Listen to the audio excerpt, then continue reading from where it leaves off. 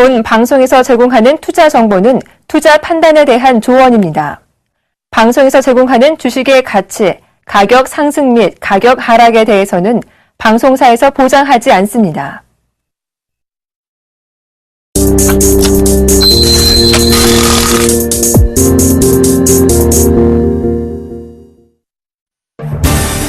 올해 1분기 채권 거래 규모가 4년 만에 최소를 보인 것으로 집계됐습니다. 주식 거래 규모도 7년 만에 최소를 보인 지난해 4분기와 유사한 수준을 유지해 안전자산과 위험자산 거래가 동반 부진을 보였습니다.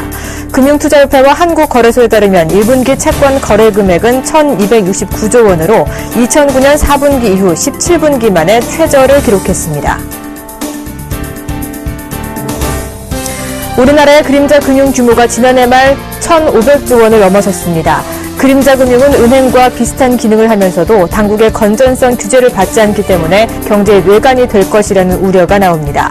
한국은행이 국회 기획재정위원회 소속 정의당 박원석 의원실에 제출한 자료를 보면 2013년 광해의 그림자 금융 규모는 전년에 견저 11.2% 늘어난 것으로 이는 지난해 명목 국내 총생산보다 많습니다. 유동성 위기에 처한 한진해운과 현대상선이 올해 1분기에도 적자를 탈피하지 못할 것으로 전망됐습니다. 시장에서 두 기업이 자금난을 없애려고 뼈를 깎는 자구 계획을 추진하고 있으나 실적이 뒷받침하지 않는 한 위기에서 벗어나기 어려울 것이라는 우려가 커지고 있습니다. 금융정보업체 FM가이드에 따르면 증권사 3곳 이상에서 추정한 한진해운과 현대상선의 1분기 영업 손실은 각각 349억 원, 178억 원으로 조사됐습니다.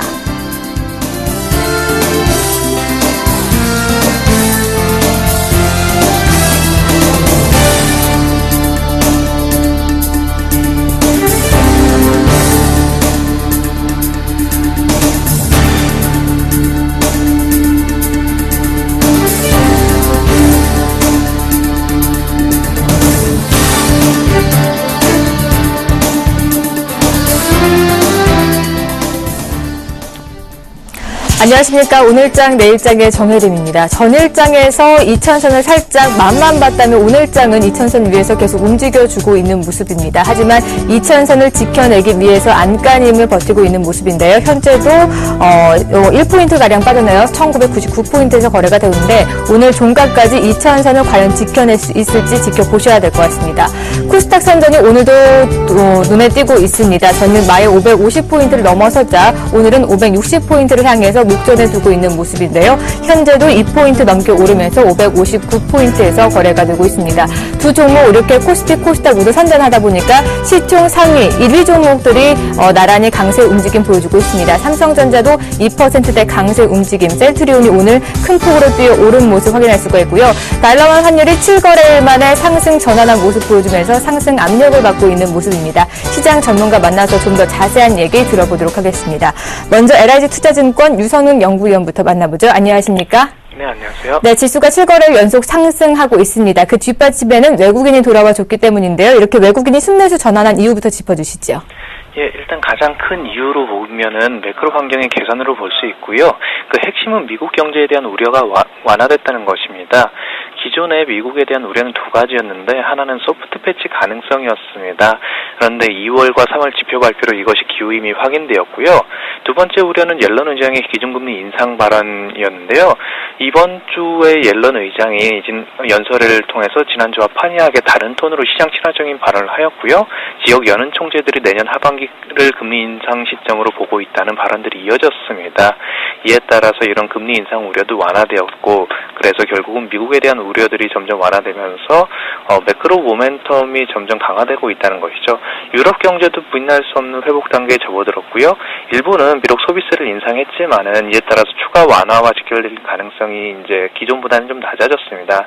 그래서 엔저 우려도 제한적인 상황이고요. 마지막으로 중국 경제 같은 경우에는 아직 우려가 있어서 허들로 여겨지고 있는데 최근에 중국 정부가 소규모 부양책이나 부동산 규제 완화 같은 것을 고려하고 있기 때문에 향후에는 지표 부진보다는 부양책으로 투자자들의 시선이 옮겨갈 가능성이 있습니다. 이렇게 매크로 환경이 긍정적이었던 것이 이제 증시 상승의 배경, 즉 외국인의 투자 유입의 배경이고요. 외국인 같은 경우에는 수급적인 이슈로 보자면은 연초에 테이퍼링이 시작되면서 위험 자산에서 유동화를 하면서 그러니까 매도를 하면서 이제 테이퍼링이 대비하는 모습이었습니다. 이에 따라서 신흥시장에서 자금 이탈 현상이 일어났고 일부 국가에서는 환율이 급변동하면서 외환위기 가능성까지 거론이 됐었는데 최근에는 어떤 뉴스 플로우 같은 거나 이런 얘기는 들을 수는 없지만은 사실상 살펴보면은 아시아 신흥국 쪽에서 외국인의 펀드 플로우를 보면요. 3월부터 매수세가 다시 보이고 있음을 확인할 수 있습니다. 대만과 태국 같은 경우에는 연초 누계로 3월에 순매수로 돌아섰고요. 인도와 인도네시아 같은 경우에는 매수세가 강화되고 있습니다. 특히 인도 같은 경우에는 2월까지 누적 4억 달러 순매수였다면 3월에 31억 달러로 빠르게 확대되었고요. 그렇다면은 이렇게 되는 현상의 이유가 테이퍼링이 이제는 변수에서 상수로 변하고 있고요. 미국의 정책 당국자들이 시장에 충격을 주지 않는다는 것이 투자자들이 인식을 하고 있으면서 이제 어떤 리스크 어벌전, 위험 회피에서 위험 리스크 테이킹으로 옮겨가고 있는 것입니다. 아시아 증시 중에서는 한국만 3월에 외국인이 순매도 보였습니다. 저희가 지수가 반등할 때 많이 빠진 종목부터 먼저 사고 이후에 그 나머지 종목을 사는 것처럼요. 그 똑같은 입장에서 보면은 외국인 입장에서 많이 판 아시아 신흥국을 먼저 사고요. 이제는 한국에 순매수가 들어오는 것으로 볼 수가 있습니다. 그렇다면은 외국인 매수가 이제 본격적으로 들어올 것으로 예상이 가능하고 2분기에는 외국인 주도의 강세장이 이끌 것으로 판단을 하고 있습니다. 네, 최근 외국인이 7거래 연속 우리 시장 들어오면서 지수 상승 이끌고 있는데 본격적인 귀환이다라고까지 말씀해 주셨습니다. 그렇다면 현재 2000선에서 등락을 거듭 중에 있습니다. 2000선 회복할까 1999포인트 갈까 고민 중인데 오늘장 안착에 성공하면서 상승세 계속 이어나갈 수 있을까요? 예, 중기적으로는 상승세를 이어나갈 수 있다고 보고 있습니다. 근데 이제 지수가 2000선 다다르면서 나타나는 현상이 최근에 펀드 환매가 다시 나타나고 있고요. 외국인 같은 경우에는 어제 7거래일 만에 선물에서 순매도를 하였습니다. 이제 2000선으로 옮겨가는 것에 따른 즉 디지체인지에 따른 저항선이 형성된 것으로 보이고요. 최근 상승에 따라서 단기 차익 압력이 좀 증가하고 있습니다. 하지만 조정보다는 숨고르기로 보아야 할 것인데 그래서 2000선 저항이 오래가지 않을 것으로 전망하고 있고요. 다음 주에 4월 옵션 만기를 맞아서 외국인의 매수 강도 더 세질 것으로 예상을 하고 있습니다. 기술적 분석 지표 중에 이제 변곡점과 방향성을 예측하는 지표가 ROC라고 있습니다. ROC를 추정을 해보면 이번 주에 1.14%에서 다음 주에 4.03%로 급등할 예정인데 그렇다면 코스피 강세를 지속할 수 있다 이렇게 전망이 가능하고요. 그러면 어디까지 갈 것이냐를 예상해 보았습니다. 그럼 이 마찬가지로 엘리어트 파동 이론을 이용해서 목표치를 산정을 해보았는데 지금 3파가 진행되고 있다는 가정하에 3파의 목표치는 2068포인트가 나옵니다. 그러면은 상승세 지속을 예상하는 상황에서 2068, 즉 70포인트대까지는 바이앤홀드 전략 유효할 것으로 판단을 합니다. 네, 지속선 상승이 있다면 2070선까지는 열려 있다라는 말씀까지 주셨습니다. 오늘 말씀 고맙습니다. 네, 감사합니다. 이어서 외환 시장도 함께 체크해 보도록 하겠습니다. KB 외환선물의 정경펄 팀장님과 함께합니다. 안녕하십니까? 네, 안녕하세요. 네, 달러와 환율이 오늘 오랜만에 상승 쪽으로 방향을 바꿔줬습니다. 현 시장 분위기부터 체크해 주시죠. 네, 달러 환율이 7거래일 만에 반등 중입니다. 오늘 서울 외환시장은 어제 종가 대비 1원 90전이 상승한 1058원 50전에 개장했고요. 개장 이후 1059원 50전까지 상승했습니다만 추가 상승이 제한되면서 반등폭을 줄이고 있습니다. 이 시간 현재는 1057원 30전에 거래되고 있습니다. 오늘 환율이 상승 출발한 것은 어제 저녁에 발표된 미국 경제 지표가 모두 호조를 보이면서 글로벌 달러의 전통화 대비 강세로 이어졌기 때문입니다. 어제 저녁에 발표된 ADP 민간 부문 고용이나 공장 주문 등이 모두 호조를 보였는데요. 특히 ADP 민간 부문 고용은 3월의 호조뿐만 아니라 2월 발표치 역시 상향 조정되면서 오는 금요일 저녁에 발표되는 미국의 3월 고용 지표에 대한 기대감을 높였고요. 이에 따라서 예정대로 테이퍼링 계획이 집행될 것이라는 전망이 달러와의 강세로 나타났습니다. 오늘 장중에는 중국의 공식 서비스 PMI 지수가 전월 대비 부진하게 나오면서 호주 달러가 약세를 보인 점이 원화의 동반 약세로 이어졌습니다. 그러나 뒤이어 나온 HSBC 서비스 PMI 지수는 전월 대비 소폭 상승하면서 호주 달러가 반등한 점이 원화의 반등으로 이어졌습니다. 여기에 외국인들이 오늘 7거래일째 순매수를 보이고 있는 점이 달러원의 반등폭을 줄이고 있는 모습입니다. 그렇군요. 이제 22 통화정책도 발표가 되고 그간 가장 중요하게 여겼던 미 고용지표도 발표를 앞두고 있습니다. 환율 변동성을 가져올 만한 자료들이 있는데 어떻게 보고 계십니까? 네, 달러 환율이 어제는 장중 1,050원 70전까지 하락한 후에 1,056원 60전에 마감했고요. 오늘 상승 출발함으로써 1,050원대 중반대에 대한 강한 지지력을 확인할 수 있었습니다. 대내적으로는 외국인들의 순매수 등 환율의 하락 압력이 상존하고 있는 반면에 대외적으로는 달러와 강세 요인이 계속해서 살아있기 때문에 환율이 쉽게 방향성을 찾아가기 어려운 면이 있고요. 변동성이 커지는 가운데 점진적으로 고점과 저점이 높아지는 형태를 보일 것으로 예상을 하고 있습니다. 시장은 향후 이벤트나 지표의 발표를 좀 더 확인한 후에 방향성을 분명히 할 것으로 보고 있는데요. 가장 가까운 변수는 우리나라 시간으로 오늘 저녁에 진행되는 유럽중앙은행의 통화정책 회의입니다. 이번 달에는 통화정책 회의에서 완화적인 통화정책을 취하지 않을 것으로 예상이 되고요. 이 점은 유로화가 강세를 보일 수 있는 배경으로 작용할 수 있겠습니다. 그러나 유로화 강세가 지속될수록 유로존 경제가 우려하고 있는 디플레이션이 심화될 수 있는 만큼 이에 대해서 경계하는 발언을 드라기 총재가 내놓을 경우 유로화는 주요 통화 대비 하락할 수 있고요. 유로화 약세는 원화의 동반 약세에도 영향을 줄 수 있겠습니다. 유럽중앙은행의 통화정책 회의 이후에는 미국의 3월 서비스업 지표 발표가 기다리고 있는데요.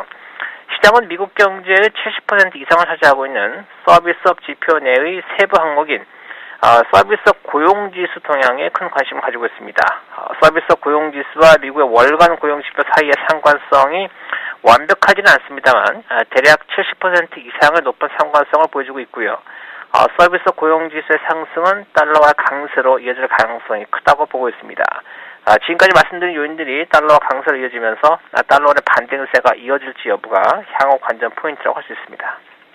당분간은 변동성 장세가 펼쳐질 수 있다라는 말씀까지 정리해 주셨습니다. 오늘 말씀 고맙습니다. 네, 감사합니다.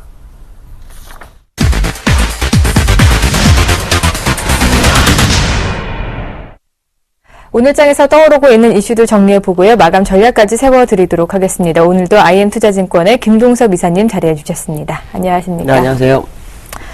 네, 중국 얘기부터 오늘은 해봐야겠죠. 중국 쪽에서 미니 경기 부양책을 내놓게 됐습니다. 경기 부양의 신호탄으로 봐도 될까요? 중국은 이해할 수 없는 나라 네. 중에 하나입니다. 왜냐하면 그냥 경기 부양이라면 경기 부양이지 꼭 미니라는 경기 부양을 붙입니다. 작년에도 미니 경기 부양을 했는데 실제로 뚜껑을 열어보니까 엄청난 자금을 그 인프라 구축에 쓰는 모습이었거든요. 근데 올해도 또 결국에 가서는 국무회의에서 결국 미니 경기 부양을 또 한다. 근데 내용을 보면은 이 중기의 어떤 감세라든가 아니면 철도의 인프라 구축에 상당한 돈을 좀 투자한다. 뭐 이런 분위기거든요. 이런 부분을 본다면 사실은 이 미니 경기 부양이라고 보기에는 상당히 좀 어려운 상황이다. 네. 그러니까 추가적 경기 부양을 하는 과정이라고 봐야 될 것 같고, 이것은 이제 그 통화정책으로 가기 위한 중간 단계에 걸치는 부양으로 봐야 되기 때문에 추가적 경기 부양에 대한 기대감을 더 생각할 수 있지 않을까라는 생각을 해봐야 될 것 같습니다. 네, 이사님도 좀 애매하다라는 말씀해 주신 것처럼 지난번과 별반 다르지 않고 재방송일 뿐이다라는 지적도 참 많거든요. 이번에 경기 부양책 내놓은 시기가 적절하다고 보시는지요? 사실은 이 경기 부양 시점은 작년에 계속 강하게 내보냈어야 네. 돼요. 자기들이 이제 경제 성장률 목표치를 일단 높여놨기 때문에 7.5% 이상이 됐기 때문에 그냥 적당하게 넘어간 부분이 있었는데 지금 올해의 시점으로 본다면 시기적으로 아주 잘한 것 같고요. 왜냐하면 지금 중국에서 디폴트가 상당히 좀 많이 나고 있거든요. 정크본드도 이번에 그 또 디폴트 위기를 좀 맞고 있는 상황이기 때문에 시기적으로 올해 시기적으로 맞는데 이게 2, 3년 앞을 내다보고 워낙 과거로 돌아간다 보면은 사실 이 경기 부양이 약간 늦은 감이 있는 그런 상황이라는 거죠. 오히려 지금 이 시점은 이 미니 경기 부양책보다는 통화정책을 통해서 정말 경기 부양 다음 경기 부양을 해야 된다는 거죠. 그러니까 어떻게 보면은 시기적절한, 올해로 보면 시기적절한 시점에 뭔가를 내놓은 건 잘한 거지만 중국의 어떤 오랜 시간 동안 2, 3년의 어떤 모습을 본다 그러면 약간 늦은 감이 있다라는 생각을 해봐야 될 것 같습니다. 네, 이사님도 방금은 통화정책을 포함한 정책들이 나와야 될 것이다라는 말씀해 주셨는데 그렇다면 2분기쯤에 좀 진출률 인하 가능성 이런 카드도 내놓게 될지요? 지금 중국이 하는 이 정책은 사실 재정 정책에 가깝습니다. 그러니까 사실은 이제 재정 정책과 통화 정책 두 개가 있다면 이 두 카드의 파급 효과가 굉장히 중요하거든요. 재정 정책은 상당 기간 시간이 걸리고요. 통화 정책은 바로 파급 효과가 나타납니다. 그러니까 사실은 통화 정책을 지금 쓰는 것이 더 중요한 시점인데 중국은 자꾸 재정 정책에 힘을 쓰고 있죠. 그렇지만 이 재정 정책이 나쁜 것은 아니죠. 왜냐하면 상당 기간 시간 후에 이 재정 정책의 효과가 나타나기 때문에 2, 3년 뒤에는 아마 중국이 이 인프라 구축으로 해서 상당한 경제 성장률을 가져올 수 있다라고 본다면 사실 재정 정책이 좋죠. 그렇지만 지금 시장에서는 유동성에 대한 싸움이 이루어나야 된다고 본다면 통화 정책이 상당히 필요한 순간이다라고 보시면 됩니다. 그래서 통화 정책의 어떤 지지율 인하 가능성은 굉장히 크다. 왜냐하면 이 지금 지지율이 현재 중국이 22% 정도를 가지고 있어요. 이게 지급 준비라는 것은 결국 은행이 중앙은행에다가 돈을 맡기는 어떤 과정이라고 보시면 되거든요. 그러니까 이런 부분들을 보면은 지급 준비율을 상당히 낮출 필요성이 있는 그런 부분이기 때문에 이 부분을 본다면 지급 준비율은 좀 낮춰질 수 있는 부분이 있지 않을까라는 생각을 해봐야 될 것 같습니다. 네. 어쨌든 미니긴 하지만 부양책을 내놓긴 내놨습니다. 그렇다면 우리 시장에서는 좀 도움이 될까요? 아무래도 우리나라 시장에는 상당한 좀 영향을 미칠 수 있을 것 같습니다. 일단 중국이 경기 부양을 해서 중국 성장이 좋아지게 되면 일단 수출적으로 본다면 우리나라가 중국의 수출을 많이 할 수 있는 기회를 맞이할 수 있는 부분이죠. 그래서 올해 우리나라 시장은 3년 이상 박스권을 보이는 모습이었는데 그때 이제 중국 관련주들은 상당히 시장에 어려움을 겪고 있었거든요. 이 중국 관련주들이 살아남으면서 우리나라 경기 모멘텀을 가져올 수 있는 부분이 있지 않나라는 생각을 해봐야 될 것 같고요. 두 번째로는 우리나라도 통화정책을 필 수 있는 상황으로 좀 휘닫고 있는 상황 속에서 네.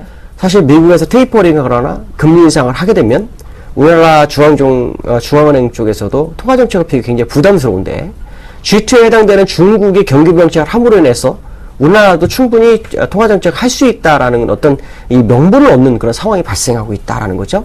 그렇게 되면 현원석 장관과 어저께 이주열 신임 총재가 만났던 그 모습을 본다면 상당히 그 재정정책과 통화정책이 잘 맞아떨어지는 정책의 변화 가능성에 대한 부분이 있기 때문에 네. 중국의 경기 부양책이 경제적으로도 도움이 주지만 우리나라의 어떤 통화정책에도 상당한 영향을 미칠 수 있는 부분이 있다라는 거죠.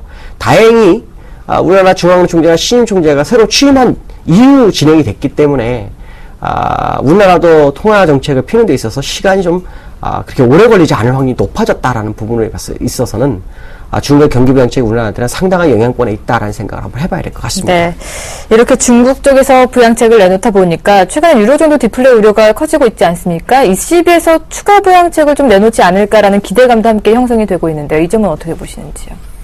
일단 중국이 경기 부양에 대한 그 미니 경기 부양일지라도 일단 디플레이를 어느 정도 인정하는 부분이 생기는 거죠. 또 지금 위기감이 있다는 거에 대한 부분을 인정하면서 경기 부양을 했기 때문에 ECB 쪽에서도 뭔가 카드를 끄집어낼 수 있는 상황이 이제 된 것 같습니다. 오늘 ECB 통화정책 회의가 있죠. 근데 이제 중요한 것은 오늘 새벽에 그 콘스탄치오 부총재가 다른 지표가 좀 좋아지고 있어서 그런지 다음 달에는 이 물가 상승률이 상당히 좋아질 거다. 네. 뭐 이런 식으로 얘기를 하고 있거든요. 근데 제가 볼 때는 이것은 사실 의미가 없다고 봅니다. 왜냐하면 물가 상승률이 결국에 가서는 한번 그 바닥을 디디다 밑으로 빠지기 시작하면 계속 빠지는 그런 경향이 있습니다. 이런 부분을 본다면 사실 콘스탄치오보다는 우리 ECB 전체적인 회의 내용을 좀 봐야 되는데요. ECB에서 다른 지표를 본다면 통화정책 하기 굉장히 어려울 수 있는 부분이 있습니다. 왜냐하면 좀 더 관망 모드가 시장에 나타날 수 있는 부분이 있다는 거죠. 그렇지만 물가 상승률 모습을 본다면 ECB에는 이번에 카드를 꼭 끄집어내야 됩니다. 제가 지난번에도 방송에서 ECB가 금리 인하 한 시점에서 이건 지금 한 시점이 아니었는데 이걸 왜 했을까요? 하고 난 다음에 그 다음번에 제가 0.7% 빠질 때 이제는 이때 했어야 되는데 좀 아쉽다라는 얘기를 했었죠. 근데 지금은 ECB가 뭔가 통화정책을 하지 않으면 굉장히 위험하다고 봅니다. 혹시 주식하시는 분들 아시겠지만 바닥에서 세 번째 바닥을 디디다가 반등에 성공하지 못하고 밑으로 쭉 빠지게 되면 주가가 어떻게 됩니까? 한번 레벨 다운이 되죠. 그거와 똑같습니다. 물가 상승률도 역시 0.7%에서 세 번을 디딘 상태에서 네 번째 밑으로 빠졌기 때문에 이렇게 되면 다시 0.7 위로 올라간다는 보장을 전혀 못합니다. 오히려 디플레가 더 강화될 수 있는 부분이죠. 제가 보는 견해로, 이건 이제 제가 보는 견해입니다. 네. ECB가 오늘 어떤 부양카드를 내놓아야 된다라고 판단하고 있습니다. 특히, 지금 그 분데스방크 총재 옌스 바이트만 같은 경우에도 OMT 가능성에 대한 부분을 열어줬기 때문에 ECB로서는 이 쓸 수 있는 카드가 하나 더 늘어난 상황이다라고 본다면 실제로 뭔가 카드를 내놓을 필요성이 있다고 봐야 되고요. 또 IMF의 라가르드 총재도 지금 ECB에 대해서 그 디플레 우려를 강하게 언급하고 있죠. 그래서 결국 양적 완화, 미국식 양적 완화가 필요한 상황이다라고 지금 언급하고 있는 거죠. 근데 우리가 이거랑 생각을 해야 됩니다. ECB가 지표가 약간 좋아진 걸 보고 경기 부양을 안 했다. 그러면 약간 시장에 약간 위험함이 올 수 있는 부분이 있습니다. 립서비스에 한계가 와 있다라고 봐야 되겠죠. 근데 중요한 것은 본인이 본인을 보는 것보다 ECB가 ECB 자체를 보는 것보다 외부에서 보는 게 더 정확하다라는 거죠. 네. 항상 보시면 객관적 시각에서 볼 수 있는 거죠. 그렇다면 IMF가 지금 시장 상황에서 가장 잘 짚은 상황이었을 확률이 높다고 봐야 될 것 같고, 그 얘기는 그 ECB가 IMF의 조언을 받아들여야 한다고 보고 있습니다. 근데 이건 이제 시나리오로 제가 한번 생각을 해봤는데, 정상적으로 하면 오늘 금리를 건드리든 예금리 마이너스를 건드리든 OMT를 하든 뭔가 하나를 해야 되는 상황이라고 판단하고요. 만약에 안 한다면 어쩌면 ECB가 물가 상승을 더 추가 하락을 시켜서 강력한 경기 부양, OMT를 할 수 있는 명분을 갖고자 하는 어떤 계획이 있을 수도 있다라는 생각을 한다면, 만약에 이번에 안 하면 다음번에 꼭 할 확률이 굉장히 높다라는 거죠. 그러나 적절한 수준에서 해야 한다면 제가 볼 때는 이번 타임에 하는 것이 아주 현명할 거지 않을까라는 생각을 한번 해봐야 될 것 같습니다. 네, 지금 타이밍에 좀 내놔야 시기 적절하지 않을까라는 답변까지 주셨습니다. 우리 시장 얘기해 보도록 하겠습니다. 저희가 대화를 나눈 사이에 코스피가 하락 반전한 모습입니다. 3포인트 밀리면서 1997포인트에서 거래가 되고 있는데 2000선 쉽지 않네요. 외국인들이 계속 매수하고 있죠. 2000포인트를 안착시켜보려고 눈물겨운 몸부림을 네. 하고 있는데 터줏대감인 기관이 열심히 물량을 벌이고 있습니다. 참 아쉬운 그런 상황인데요. 제가 아마 그런 얘기를 했을 거예요. 2000포인트는 오늘이든 내일이든 그게 중요한 게 아니라 이제는 가시권에 들어왔기 때문에 너무 걱정하지 마라.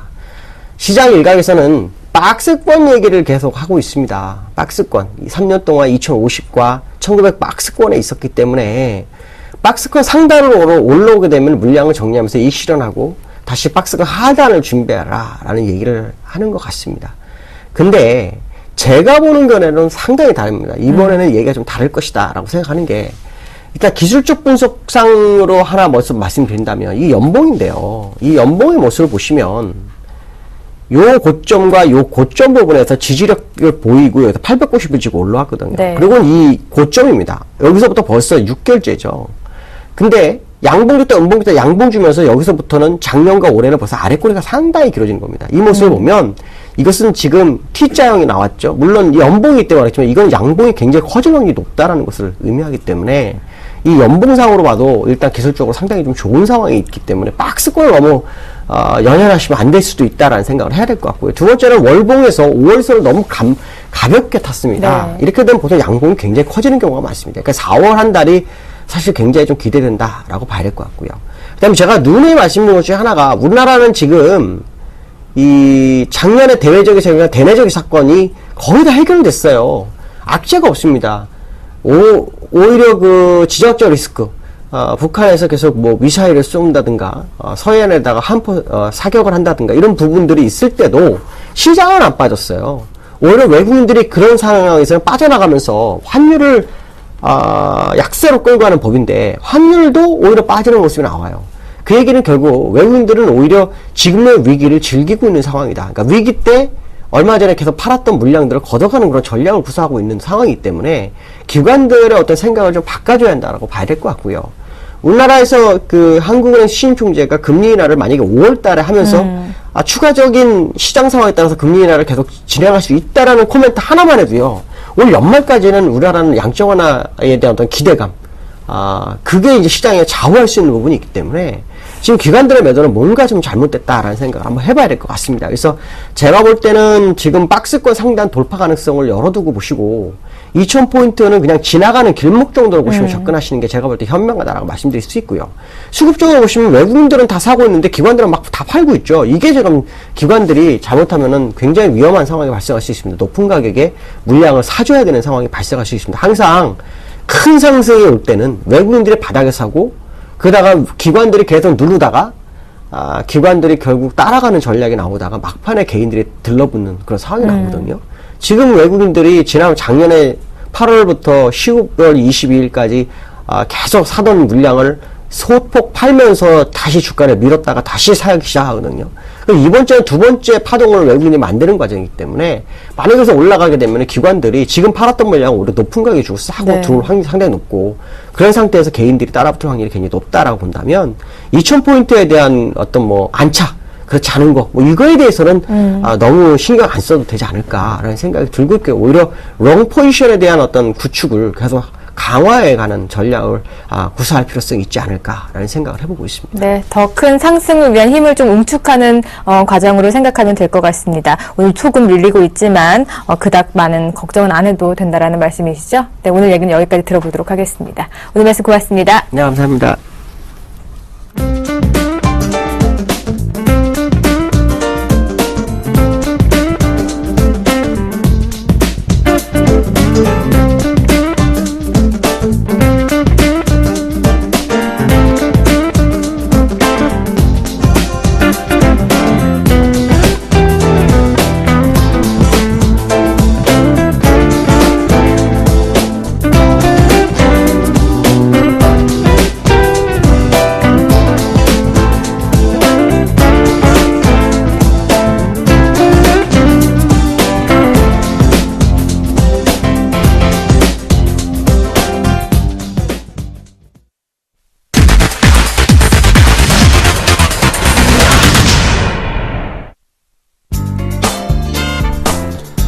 안녕하십니까, 나무노 멘토입니다. 장 초반 분위기 좋았는데 다시 살짝 지수가 밀려 내려가고 있습니다.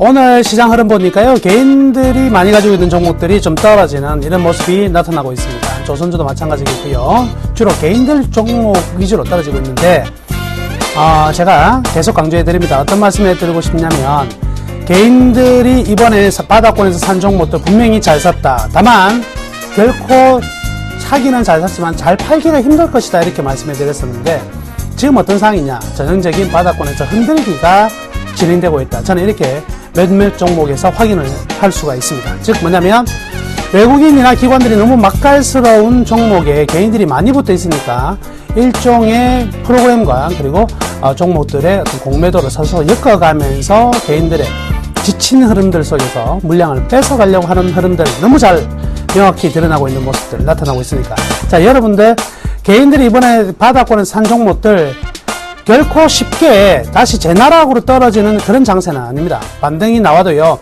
기본적으로 한 상당 부분 한 20-30% 이 정도의 반등은 나올 자리거든요. 그러니까 함부로 팔지 마시고 1월부터 3월까지 개인들이 매수한 종목들 계속해서 좀 보유를 하세요. 흔들리지 말고 견뎌내셔야지만 여러분들이 처음에 들어왔던 그 마음들, 하루하루에 막 바뀌어가는 장세 속에서 오늘 다르고 내일 다르고 맨날 흔들리다 보면 기조가 사라지거든요. 기조 없는 투자가 투자의 가장 큰 실패의 지름길이다. 꼭 당부해 드리도록 하겠습니다.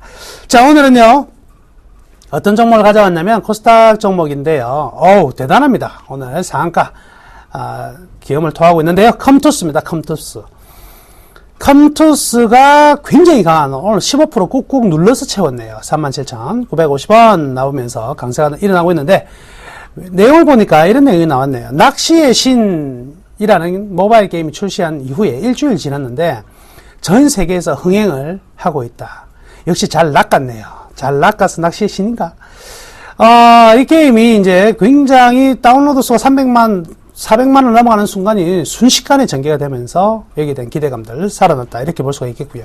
무엇보다도 의미 있는 것은 바로 이제 글로벌 전반적으로 다운로드 수가 늘어나면서 글로벌 게임사로서의 도약의 어떤 발판을 마련했다. 이 부분이 지금 컴투스의 상승이 가장 최근에 이슈가 되고 있는 부분이 아니겠나, 이렇게 볼 수가 있겠습니다.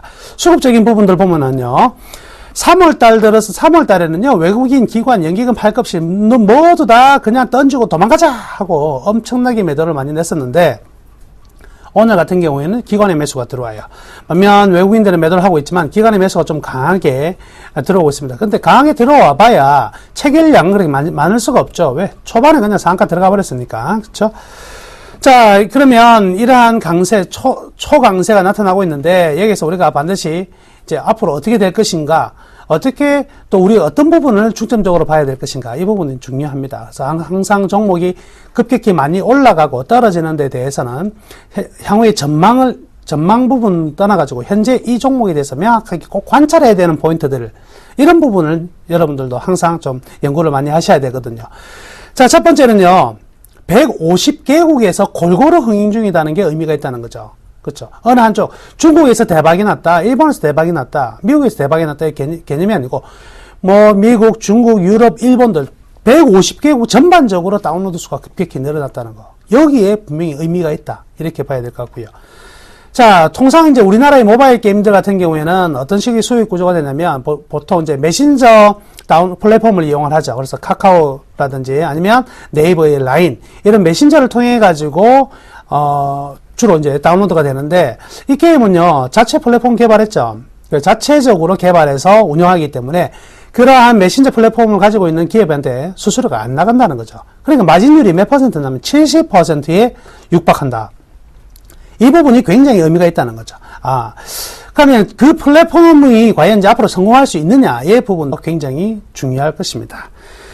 자, 그리고 또 하나의 컴투스의 기대치는요, 해외 매출액이 3분의 1을 차지한다. 33%가 해외 매출이다. 이 부분이 또 의미가 있네요.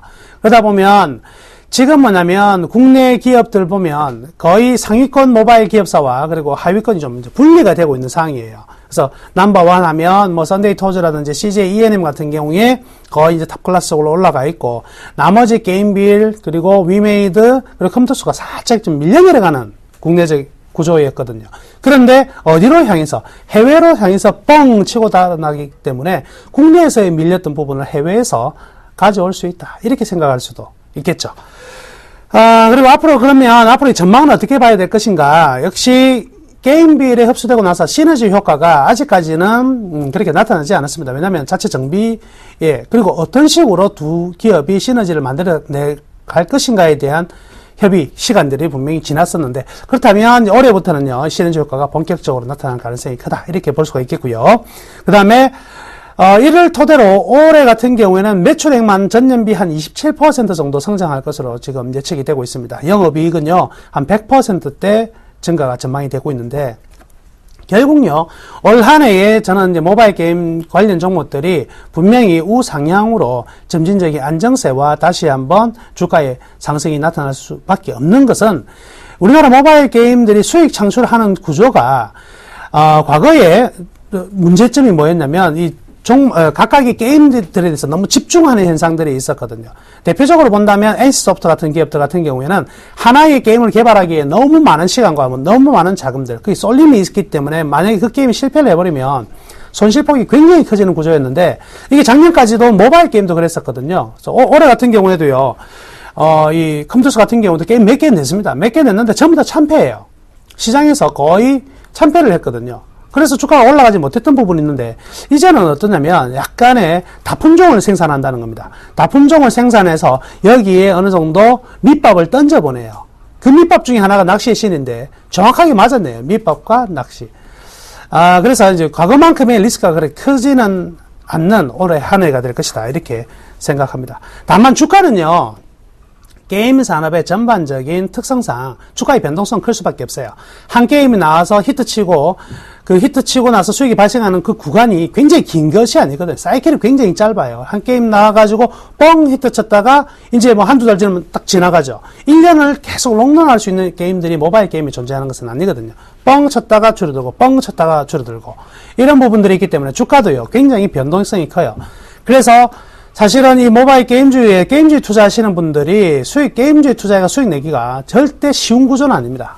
이런 부분들은 잘 체크를 해야 되겠네요. 그래서 감각적으로 또는 정확한 밸류 분석이 잘 안 되시는 분들은요, 이런 종목 게임주가 아무리 많이 움직인다 하더라도 내 거 아니다 생각하셔도 괜찮아요. 왜냐면 이들 종목처럼 파트파트 일주일 만에 그냥 다운로드가 400만 다운로드 이렇게 나오는 거를 어떻게 분석을 하겠습니까? 분석을 못 하겠죠. 그래서 일반적으로 같이 투자하시는 분들은 이런 종목들은 눈 밖으로 내두셔도 전혀 상관없습니다. 다만 이제 굉장히 빠른 템포로 투자가 아닌 트레이딩을 하시는 분들 같은 경우에 관심 있는 종목이다 이렇게 생각하시면 되겠네요. 자, 그래서 또 향후 이제 이 종목에 대해서 어떻게 이제 접근할 것인가에 대한 부분이 남아 있는데요. 자, 첫 번째 실적 그래프 한번 보실까요? 아직도 보면 2013년에 이 실적의 매출액의 하향 곡선과 영업이익 순이익의 하향 곡선이 계속 떨어지고 있습니다. 그래서 아직은요, 실적이 뒷받침해주는 분명히 주가는 아니다. 즉 뭐냐면 이 낚시의 신 출시 이후에 반응이 굉장히 좋았던 데에 대한 기대감으로 올라가는 것이 실적이 받쳐주는 것은 아니거든요. 저는 이럴 때 항상 뭐라고 표현합니까? 실적이 뒷받쳐주지 못하는 것은 아직까지는 불확실하다. 불확실하다면 나는 결코 높은 가격을 주면서 사지 않는다. 이게 기본 원칙이거든요. 자, 그러면 이제 이 종목 가격적으로 좀 짚어볼까요? 자, 나무의 밸류밴드 보시겠습니다. 이 밸류밴드를 보시면은요, 이번 달에 딱 4월달 제일 끝단에 올라가게 되어 있는 구조죠. 왜 그러냐면 밸류밴드가 하향 곡선을 쭉 흘러내려가다가 이달부터 어때요? 이달부터 저 하향 곡선이 상향 곡선으로 살짝 변해가는 과정이라는 겁니다. 그래서 노란선까지는 어찌됐든 올라갈 수밖에 없는 자리였고, 따라서 파란선에서는 매수가 맞습니다. 그렇기 때문에 이 파란선에서 노란선으로 급격히 올라가는데 아직은 저게 펴지는 속도가 그렇게 강하지가 않기 때문에 기준선은요, 노란선과 파란선 이렇게 잡으시면 되겠네요. 그래서 밸류밴드상 44,000원에서 45,000원까지는 단기 저항권에 분명히 들어간다. 그래서 상한가 풀려나가서 그 부분에서 어느 정도 공방이 있을 수밖에 없다. 이렇게 봐야 될 것 같고요.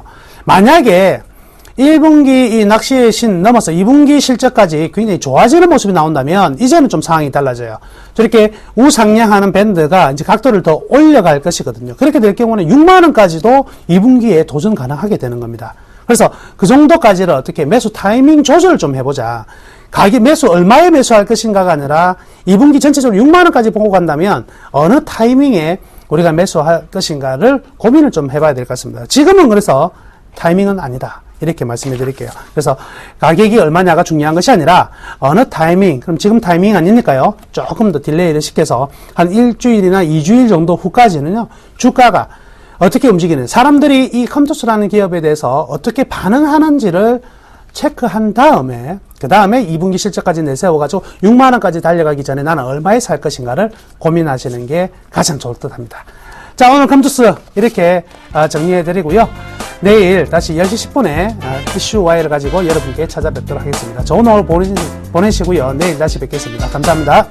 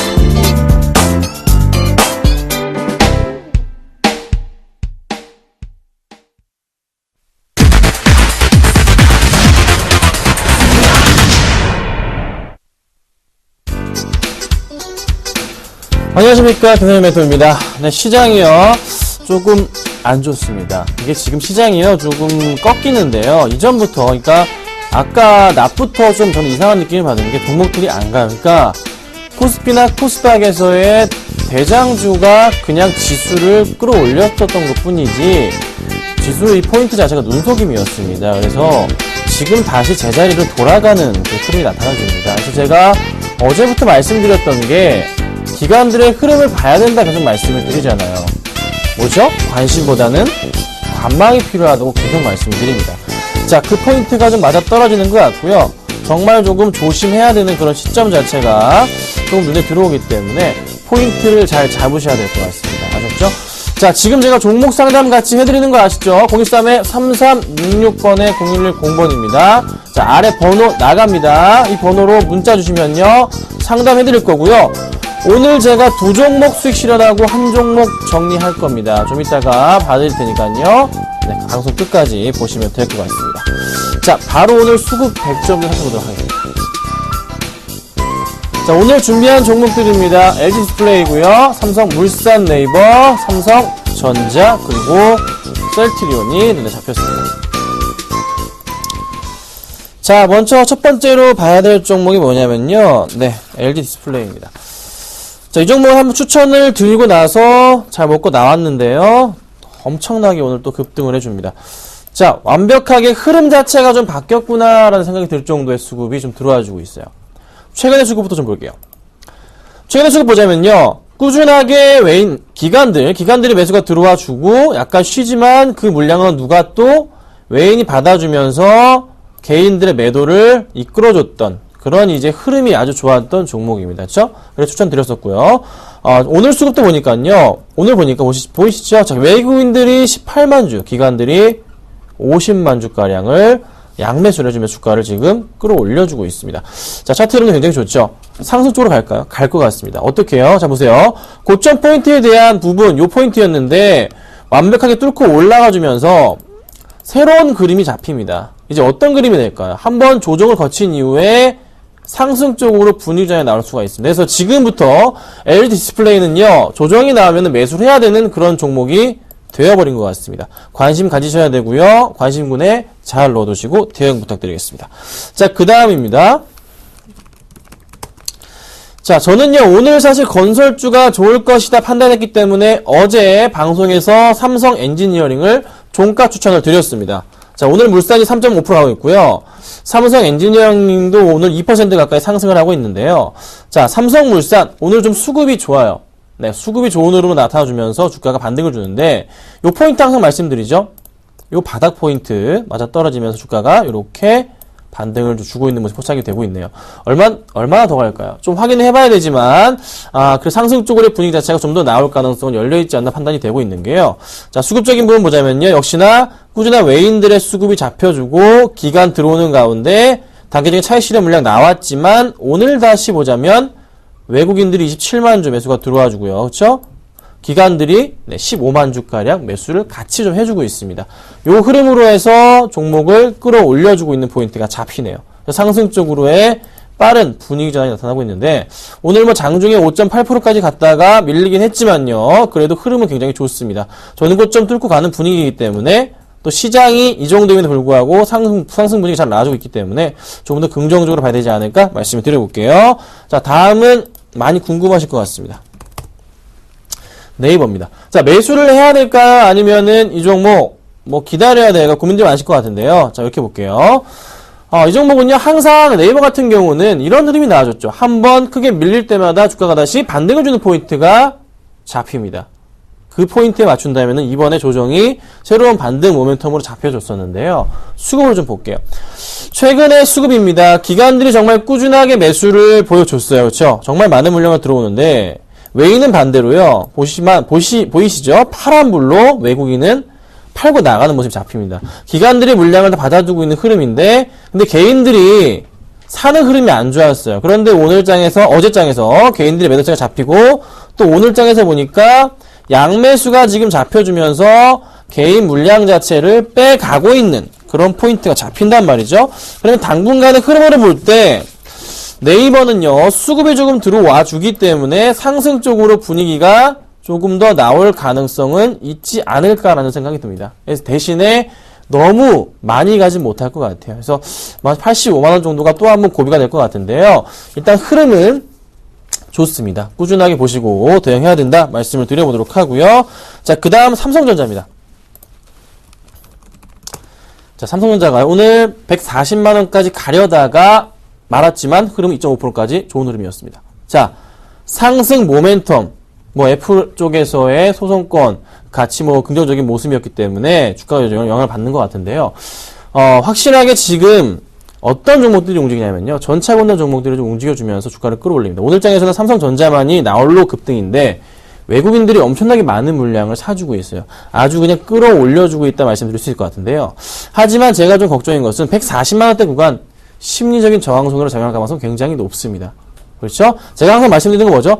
125만원 아래, 125만원 아래에서는 매수가 하기 정말 좋은 가격이다 말씀 항상 드렸고요. 그리고 140만원 넘어가면은 매도하기 정말 좋은 구간이 온다 말씀을 드리잖아요. 그래서 차익 실현 물량에 대한 부분을 조심하셔야 되기 때문에 지금 따라가기는 굉장히 진짜로 솔직하게 리스크가 좀 있습니다. 그래서 너무 급하게 추격을 할 필요는 없을 것 같고요. 다시 조정이 왔을 때 그때 매수해보자는 전략을 좀 드려볼 테니까 삼성전자 같은 경우는 좀 기다려보자 제가 좀 말씀을 좀 드려볼게요.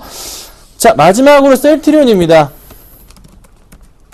오늘 외인 매수가 굉장히 강했는데요. 상한가까지 도달했다가 4%까지 좀 밀려있는 상황인데요.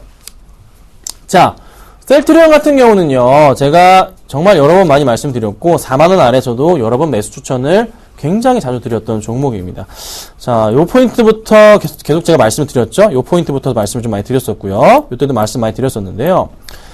지금 현재 구간대 살펴보자면 한번 급등이 나왔어요. 이유는 그겁니다. 인수 포인트인데 추가적인 상승 가능성은 있지만 지금 현재 봤을 때요. 위에 부분, 그러니까 차익 실현 물량 자체가 쏟아져 나왔기 때문에 상승이 나오더라도 또 한 번 여기 물렸던 분들에 한해서 또 한 번 차익 실현 물량 자체가 나와주면서 상승이 조금 제한적일 수도 있다는 생각이 듭니다. 그래서 조금 더 조정이 나왔을 때 그때를 매수 타이밍으로 노려보자 말씀드리고, 가격적인 측면에서 말씀드려보자면요, 요 포인트 다시 한번 깨져서 한 45,000원 왔을 때는 좋을 것 같네요. 그래서 지금은 들어가기는 조금 그렇다, 약간 좀 위험하지 않을까라는 생각이 든다 말씀을 좀 드려볼게요. 자, 여기까지만 제가 100점 중 5개 살펴봤고요. 상담을 좀 바로 해드릴게요. 0964님, 네, 시그네틱스 갑니다. 바닥에 잘 치고 가네요. 거래량 터져줬는데요. 매수가가 3,690원이 되네요. 어디인가요, 도대체? 보겠습니다. 요 정도 포인트가 눈에 들어오는데요. 뭐, 요때는 아니실 것 같고요. 뭐, 요때쯤이나 이때쯤 좀 매수를 하신 거겠죠? 자, 보겠습니다. 굉장히 주가가 많이 빠졌고, 거의 뭐 2배 밑으로까지 떨어졌다가, 반토막이 났다가 다시 올라가는 포인트가 잡히는데요. 자, 큰 흐름을 봐야 돼요. 수급적인 부분. 자, 최근 들어서 주가를 기관들이 잡아주면서 끌어올려줍니다. 자, 오늘장은 어떨까요? 오늘장도 보니까 기관들이 잡아주네요. 자, 요거 매수 가능하다 의견 드리겠습니다. 매수 가능한데요. 20%까지 매수를 하시는데 한번 조정이 왔을 때 매수를 하시면 좋기 때문에 당장에 오늘이나 내일 중으로 해서 5% 한 번 더 담아보시고요. 그리고 조정이 왔을 때 한 번 더 5% 담으셔가지고 단가를 낮추시면 얼마까지 내려갈까요? 한 3,000원대 정도까지는 내려오시겠죠? 3,000원 아래 정도로 포인트 잡힐 것 같네요. 그래서 어느 정도 반등이 나온다면은 어디까지 갈까요? 아마 이 친구는 반등 현재 수급 상황을 봤을 때 거래량 터지면서 강한 매수가 기관 쪽에서 들어왔기 때문에 조금 더 상승 쪽으로의 분위기가 나올 것 같습니다. 그래서 한 2,500원을 1차 목표가로 잡고서 대응을 해야 될 것 같은데요. 그래도 아직 10% 더 나면 마이너스죠. 그때 또 한번 수급을 봐야 될 것 같습니다. 그래서 지금은 일단은 조정 시마다 비중을 늘리시는 전략이 필요할 것 같네요. 뭐죠? 추가 매수? 네, 가능 의견 드리도록 하겠습니다. 아셨죠? 참고하시고 대응해주세요. 자, 다음 종군당 보겠습니다. 종군당 7359님. 네, 종군당 해드릴게요. 매수가가 8만원이십니다. 8만원이시면 첫날 매수를 하신 건지 아니면 설마 이때는 아니겠죠. 3월 18일날 고가가 82,200원이었는데 이때 매수하신 건 아니길 제발 좀 바라는데 아마 상당했을 때 이날 그때 좀 매수가 들어가지 않았을까 좀 판단이 됩니다. 시가였으니까요. 아니면 요거를 받으셨다거나 할 것 같죠. 공모 청약을 하셨다거나 할 것 같아요.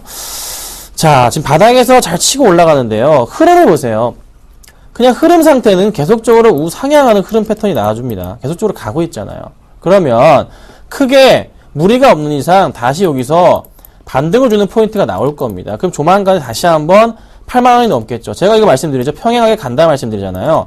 다음 차트의 고점 라인은 어디일까요? 최소한 지금 제가 선을 그어드린 라인이기 때문에 어디죠? 82,000원 정도 라인은 잡히네요. 아니면 좀 더 아래서 이 정도 포인트 81,000원 정도까지는 가능하겠습니다. 그래서 수익은 보고 나오실 수 있다는 판단이 듭니다. 그쵸? 대신에 저는 원칙상 상장한 지 6개월 안 된 종목은 잘 손은 되지는 않지만 종근당의 흐름을 볼 때는 아직 괜찮습니다. 걱정 마시고서 홀딩 하도록 하겠습니다. 아셨죠? 자, 그 다음 볼게요. 하나투어입니다. 74,700원에 사셨고요. 오늘 갑자기 3.7% 네, 어제 매수하셨다고 적어주셨고요. 네, 자세한 정보 감사드립니다. 8818님, 네, 하나 투어 해드릴게요. 74,700원입니다. 사자마자 오늘 갑자기 좀 밀려버리네요. 오늘 미는 게 뭘까요? 수급 좀 볼까요? 오늘 외인들과 기관들의 매도 굉장히 조금 특히 기관들의 매도가 강한데 최근에 수급 봐도요. 이건 약간 좀 위험한 모습이었어요. 확실한 포인트가 기관들의 이런 매도 강한 매도세 좋진 않았고 외인이 받아주긴 했는데 확실한 거는요. 최근 들어서 이게 주인이 없는 종목이구나 좀 느낌이 듭니다. 외국인들이 한 달 동안 87,000주밖에 안 사고요. 기관이 만주입니다. 만주. 오늘 팔고 나가면 기관은 마이너스로 돌아서는 거죠. 그쵸? 개인들의 물량까지 오늘은 매수로 좀 돌아오는 흐름이기 때문에 좋지는 않네요. 조금 좋지는 않은데요. 자, 그래도 바닥에 대한 인식으로 구간이 잡히는 라인 자체가 요 정도 포인트가 잡힌단 말이죠. 그쵸? 보이시죠? 그러면 내일장에서 이게 반등을 주지 못할 경우 약간 힘들 수가 있어요. 요런 라인이 잡히거든요.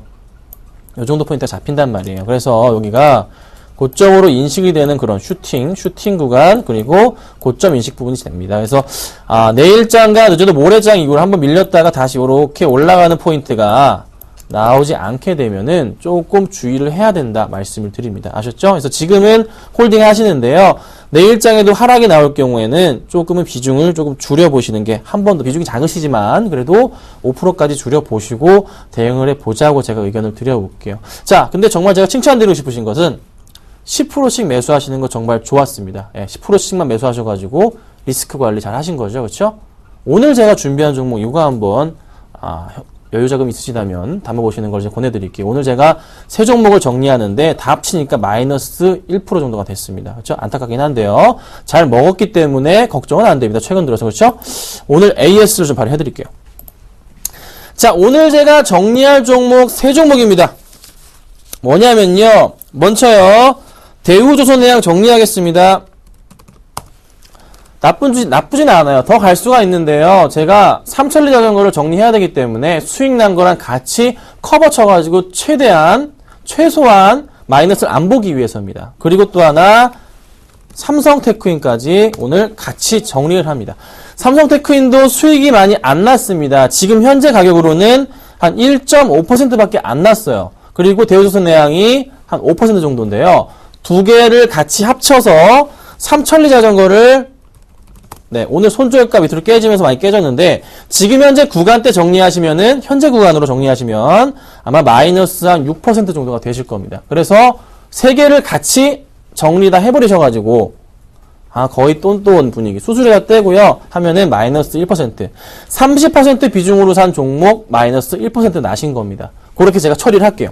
어쩔 수가 없습니다.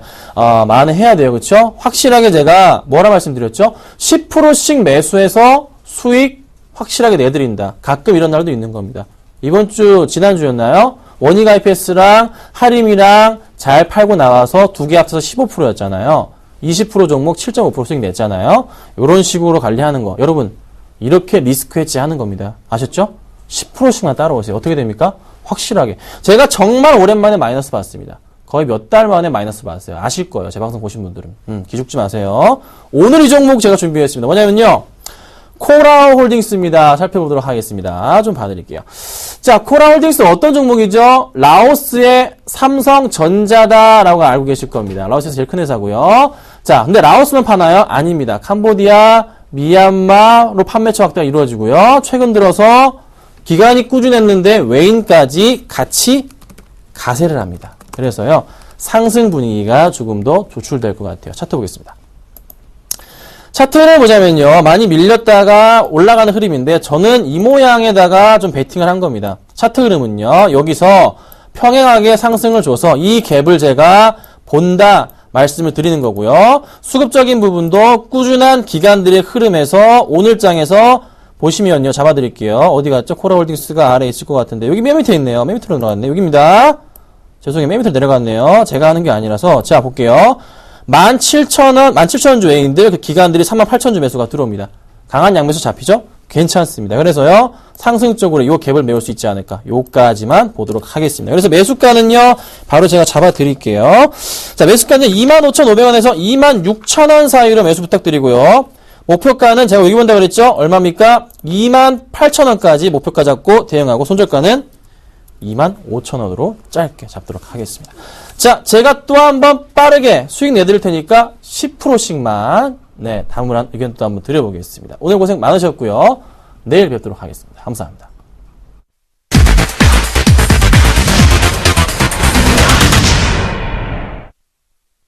코스피 2000선 안착하나 싶었는데 막판 들어서 꼬이는 모습 보여주고 있습니다. 2포인트 넘게 밀리면서 다시 한번 1995포인트까지 밀리면서 하락 전환했는데요. 코스닥도 나란히 하락 전환한 모습. 오늘장 잠시 쉬어가고 내일 더 큰 반등 기대해 보도록 하겠습니다. 오늘장 내일장 오늘 준비한 소식은 여기까지입니다. 시청해주신 여러분 고맙습니다.